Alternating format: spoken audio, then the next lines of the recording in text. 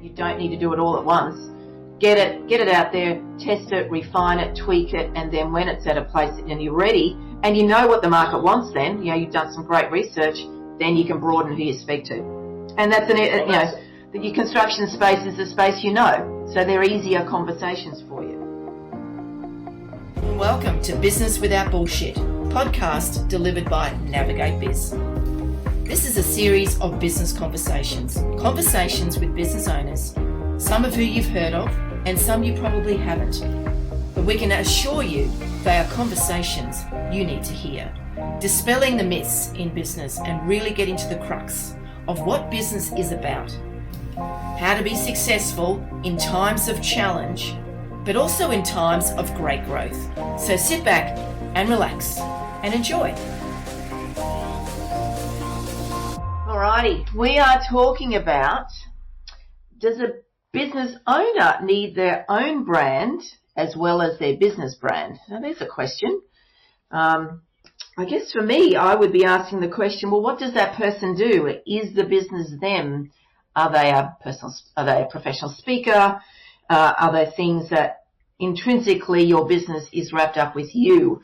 But I think there's a deeper conversation to be had here. What do you think, Nick? I think if you look at all of the most successful brands in the world, all the most successful companies, those that really have such a deep following, a tribe, the founder of that business, the leader of that business is a brand in their own right, that people actually become very tribal around that, following that particular founder. Yeah. Even more so. So as a leader, as a founder and owner of a business, your values, your thoughts, the problem that you deeply want to solve yourself should be entwined throughout that business. Yeah. Look, I do think having your own brand is very, very important. No. And I think any business owner should be doing that. They should be, because really it's difficult to it's difficult to love a brand on its own. Yeah, because it's a thing. It's not a living and breathing thing. Yeah. Whereas people get much more attached to humans, right? Yeah, indeed. And I think, we speak about this often, is the importance of understanding your why you started the business, what your values are. And that's the first layer, isn't it, of the development and the growth of the business that you put together, is that as a person, you come up with you have a passion to achieve something, you have values and purpose, and that should absolutely link, just like a jigsaw puzzle, if not layered upon layer, like the old Sara Lee dessert, is that it deeply connects to your brand of your business, because they're one and the same. Well, they're not one and the same, but there's such a foundational piece to the development of the business and building that brand. Yeah, and I think we can all think of brands, perhaps you've worked for brands, that are, I think the banks is a classic example, where when there is no leader, no tribal following, what happens is even internally it's difficult to build loyalty, because everything gets blamed on the business needs, the business being the brand, that name needs this done, that name needs that done, as opposed to following something. And I actually, I thought this just jumped straight into my mind of a very big brand that the CEO, a big public company CEO, is really largely for the last decade probably been the face of that brand, is Alan Joyce. That's a classic example of a public company where no one is in any doubt that guy is absolutely the leader of that company. Yes, it's a large company, it's a public company, but he really puts himself out there, and that enables, it can be polarizing, people might like him, people might hate him, but he is the face of that brand. Whereas if you think about the big four banks, well, who are the CEOs? They turn over so often. Yes, exactly. And it's actually hard to create an affinity with the brand on those banks. There's another person that comes to mind who's done this particularly well, is Richard Branson. Like, he's a brand into himself, but you also know that he's the man who started Virgin, and look at how many different brand divisions there are in the Virgin business, and and he's not even the sole owner anymore. He's extracted himself out. But you absolutely know that man is the founder of Virgin.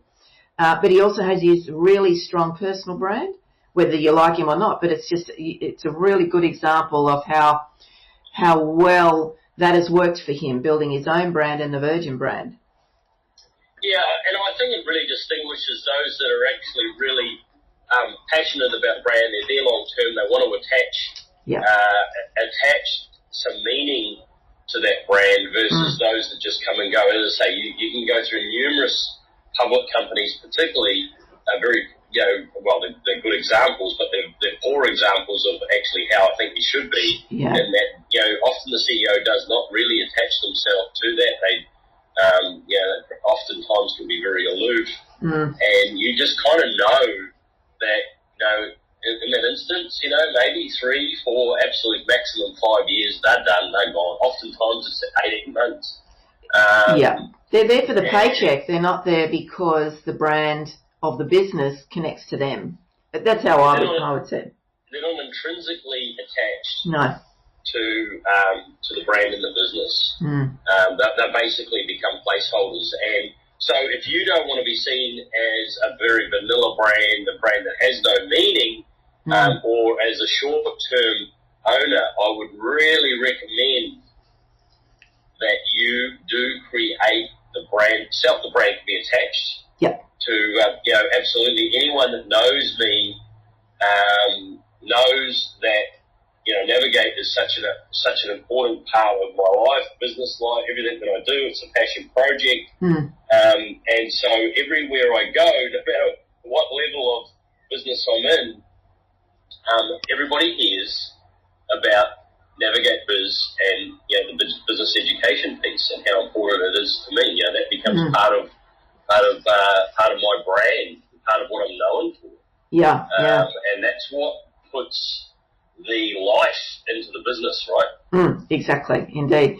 I know I was at a meeting yesterday, as you know, for an association, and I actually asked the question because I think it's also part of the story of the person. Why did they start this business? You and I talk about this story all the time, and I know Darren, you've got a great story as to why you went into your business. And I actually asked the question of the audience: who of you share your story about your business, of why you started this business? And there might have been about 50 or so people in there, and I might have got 2 people put their hand up. And I said, isn't that interesting that you choose not to and then I gave the example of sharing my story of why Navigate is important to me, and you can see the light bulbs go on and, people making a few notes. And, it's interesting that maybe it's not that they're aware, or is there a hesitation because there might be perceived some judgment of you. Like, it's interesting, isn't it? It's just part of the transition. Employee to business owner, successful business owner. Hey, every successful business owner is aware of why they're in business. They've entwined themselves intrinsically into that business and the brand. And you know what? If you come into that business with an employee mentality, then you are going to treat it as though you're an employee in the business and you are not connected to it. It's just a job. And that's what, all those people that you speak of in the room, that's exactly where they're at. They actually have not completed the transition. I don't care where they are at in their business. No.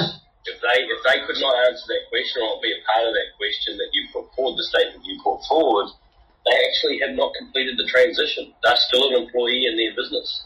And the impact of that is their clients will notice. They will notice the difference. Like if they engage with a business that's fully connected and engage with a business that is not fully connected to their personal business story, why, values, all that sort of stuff, brand, you feel it, you see it. And, you will unconsciously make the decision, assuming everything else is equally, you're going to go with the one that makes you feel good, will you not? You're not going to engage with the other. So they're doing themselves such a disservice and losing opportunity. Making a selection for most people all day, every day, making a purchasing decision all day, every day is about a feeling you have. Exactly. I'd love to hear from Darren if Darren and talking to Darren for so long. I know. And I've been missing you, mate. Yes.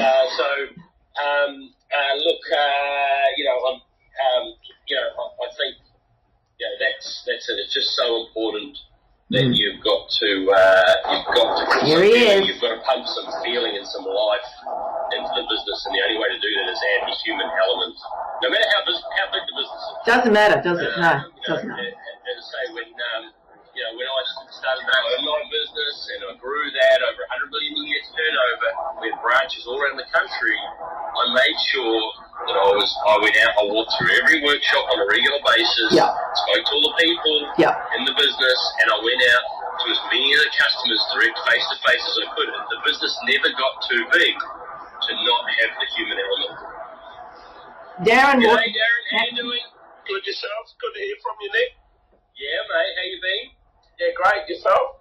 Yeah, really good, mate. Really good. How's your commercialisation going? You're out there getting some sales?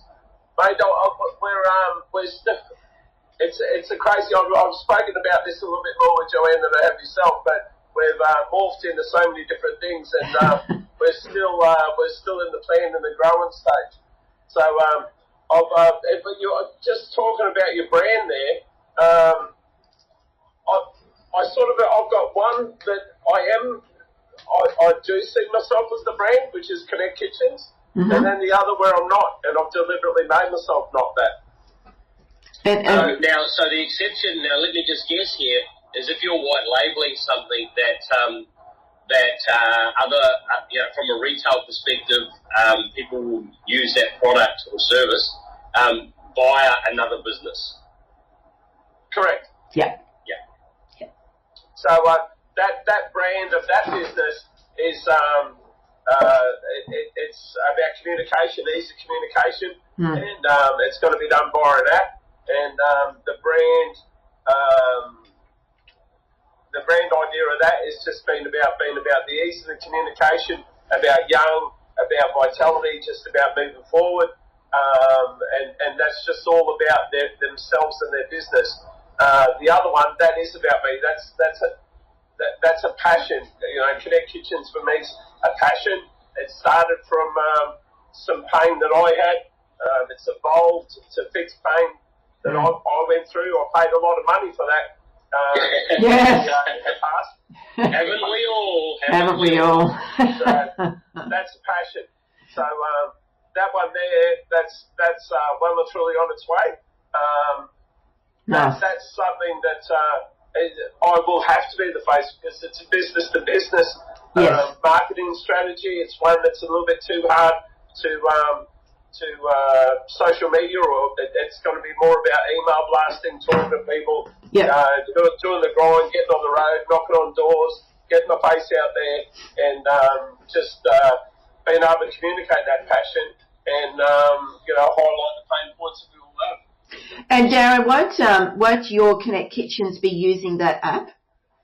It will be, but when I spoke to you before, I went on the mantra of, identify the problems, identify my avatar, fix those problems, add value to that, create an irresistible offer. And since we started, I've just been adding to that offer, and then that value became too much. It was too much. Therefore, the app come from that. Yes. So that'll be an add-on to Connect Kitchens. Yeah. But Nick, I'll go back to with this whole thing. I'll go back to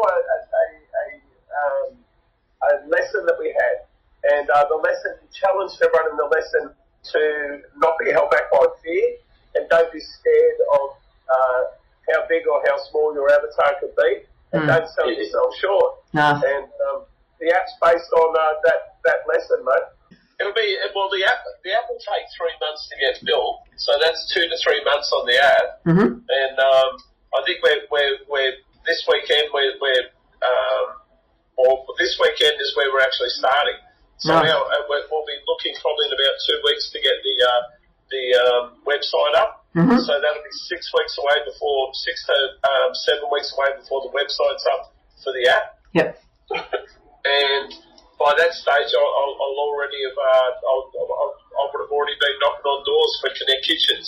Fantastic. So I think the goal for Connect Kitchens, there was a couple of things that happened that put roadblocks in front of me that stopped Connect Kitchens. Mm-hmm. We had some family tragedy that took about 3 weeks. We had some drama. We had to put a few things on hold for my son and help him in his business. So I literally, everything for me sort of got put on hold for about 6 weeks, only because I was put in a situation where I really couldn't do anything. I had to think of others before I thought of myself. And that happens. That's all sort of changed. But that timing, it sounds like it'll work out pretty Sounds well. perfect. Yeah. Well, I think people need to realise, one thing I know is I think people need to realise if you don't have the resources, become resourceful. Yeah, nicely said. Nicely said. So I think the people need to go out there and get themselves educated. If there was one thing that I've learned through this whole process, and not just with you guys, but becoming a keyboard warrior and jumping on and watching YouTube and jumping on webinars, well, I'll tell you what, there's a wealth of knowledge out there that you don't know anything about. It's one thing being a carpenter or a builder, but it's a whole other level of being a salesperson, a marketing person, a planner, a legal person. Yeah. Building a business, very different. There's so many things out there. Yes. Building business, exactly. Very different story. Well, it's great to hear of your success, Darren.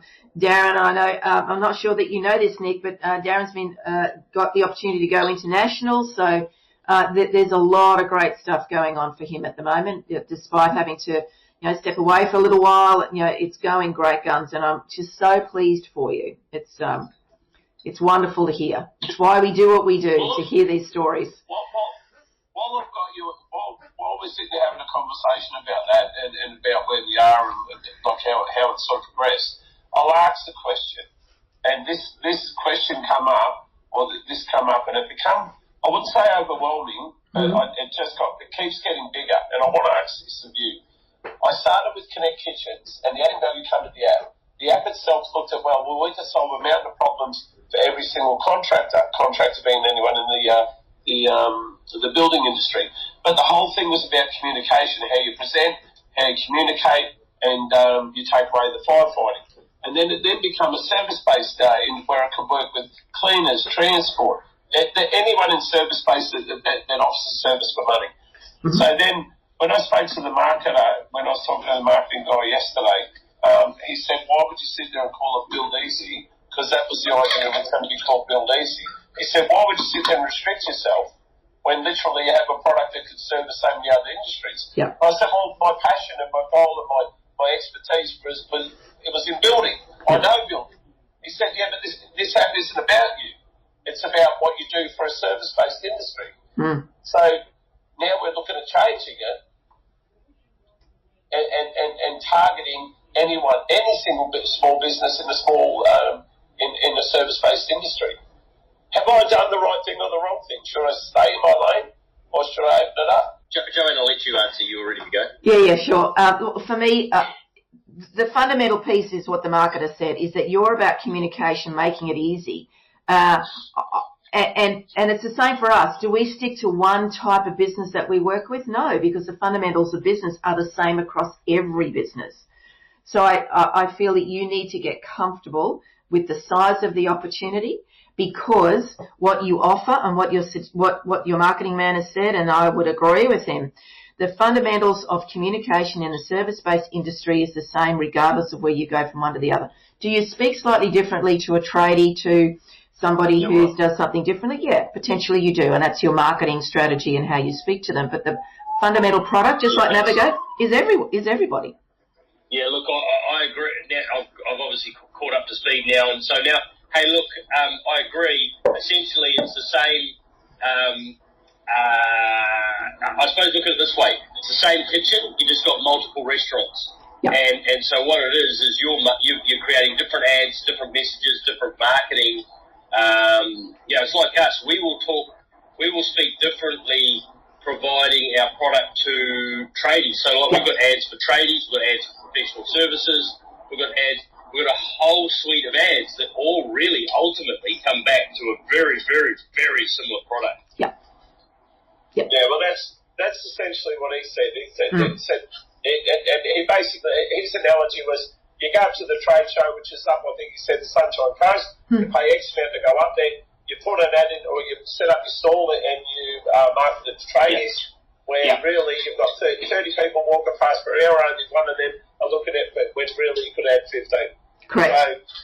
So, when I spoke about it, I had no problem because I understood, but it did become, then I thought, oh my God, now we've gone from, we've gone from cabinet makers, let's say that's 100,000, and now we went to contractors, which are $1 million, and now we're looking at service-based industry. Now we're looking at 6 million. Now we've gone international, which could be 6. You know what I mean? It's just exponential. So let's go back a step here, Darren, and I'm going to have to be quick because I've got to jump. But I think this is really important. I really want to leave this message here with you: is beta test. So what we do first is, I think you've done the right thing. Go to the market that you know and get out there, get the product out. Just start, get some sales, get some wins, feel good about it. Come back in, then revamp, and then go back out. So the goal can be to go to the $600 million market. That's fine, but you don't have to do it this year. No. I look at all of my, and you know this, Darren. Go back through our content. What we've gone through is I look in 10, 20, 50-year time horizons. You don't have to win the battle in year one. Just get that growth over time. So, hey, let's get the trading market over the next 2 or 3 years. Then let's go into the next market in year 3 and 4, then the next market in 5 and 6, and go from there. You don't have to win the war on the first day on the battlefield. The only thing I would say, Darren, is that you do need to come up with a name that transitions from one sector to another. So I do agree with the marketing guy in regards to that. But yeah, absolutely. Dip your toe in, get started. With the name. We've gone from Build Easy to Com Easy. Great. So it's the communication made easy. It's that simple. Nice. Awesome. Fantastic. Yeah, so I think, that's just what Nick said. Let's just, you've got the name, dip your toe in, and we did the same. We dipped our toe in, and then we broadened the opportunity to a wider audience and started talking to different audiences through our marketing. So he's dead right, but also Nick is right. You don't need to do it all at once. Get it out there, test it, refine it, tweak it, and then when it's at a place and you're ready, and you know what the market wants, then you've done some great research, then you can broaden who you speak to, and that's your construction space is the space so they're easier conversations for you. Well, what he said, and I kind of agree, and it's similar to what you're saying, a little bit different, is he said, he said, get off the Build Easy. He said, otherwise you've got to come up with multiple websites. Correct, you do, yes. Multiple marketing. Yep. He said, start small, start on the Gold Coast, market yourself as a local company. He said, he says go to everybody. So basically, he said, market the pain points. Yeah. He said, don't market, don't get yourself a name as a building app. Yes. He said, get yourself as a pain. Oh, absolutely. Absolutely. Even if it, It made a lot of sense. Yeah. He said, don't get yourself a following as a problem solver for builders. Because you limit yourself, You're peg holing yourself. Exactly. He said, market yourself as a problem solver. Yes. He said, get yourself as you can basically start looking at local government, local innovative awards, get yourself out to small business. Exactly. And it made a lot of sense. It does, He said, see what your return on your investment is. Exactly. Start with this, get your ROI, find out where you are, and go from there. And it's a lot the same. Yes. Don't win the battle today. Let's fight a battle. Let's look at the war later. Yes. I like the idea of the small, and it's similar to what Nick's saying, but in a different way. Yeah. And I kind of agree with that. Yes. So good job. That's that one. I fully agree with that. But I'm getting more comfortable with the size. Yeah. You know what I mean? I really am. But the size will grow with the marketing. Absolutely. So it'll be influenced by your efforts or by the marketing team's efforts. So you can control that. You can go and talk to the people that you're comfortable with. As I said, dip your toe in. I think it's a bit of a blend of what your marketing guy is saying, what we're saying, and really it's just getting your product there and seeing the appetite for it and how do you need to tweak it. Exactly. Right. And that's everything Bottom you're line. saying, everything that's been said essentially is Makes sense. it's a straight arrow. It's exactly the same, Yeah. said in a different format. So I'm comfortable with it. But, Joanne, when I come to you guys a couple of months ago, I just had this small little idea that I thought would go well. And it's just morphed into it. And to be honest, it's a handheld process. Yeah. That it's like a little hand on your back that you don't feel all the time. Yes. But every now and then you get a little push and you feel it. And if I was ever to say anything, that would be of value, it would be to have one lesson. I don't know, and I wouldn't call it a lesson as such. It's more about a face slapping exercise where guys wake up. Smack behind the back of the head. Remember where you were 6 weeks ago. Remember what your goals were. Stand up, shut up, lean in, and let's move forward. You know what I mean? I like it. Yes. If you could do one lesson a week where you just slap people, just throw a bucket of cold water in people's and just say, remember why you're doing this. Remember your why. Yes. Stop making excuses. Yes. Get up. Only you can do this. Lean into it and let's make this happen. Yeah. Thank you for listening to this episode of Business Without BS podcast. Make sure you check out our website at www.navigatebiz.com, where you can connect with our other social platforms, look at all our programs, and of course check out our previous podcast episodes. And hey, if you got some value out of this podcast, please share with your contacts, family and friends. We look forward to seeing you at the next Business Without BS podcast.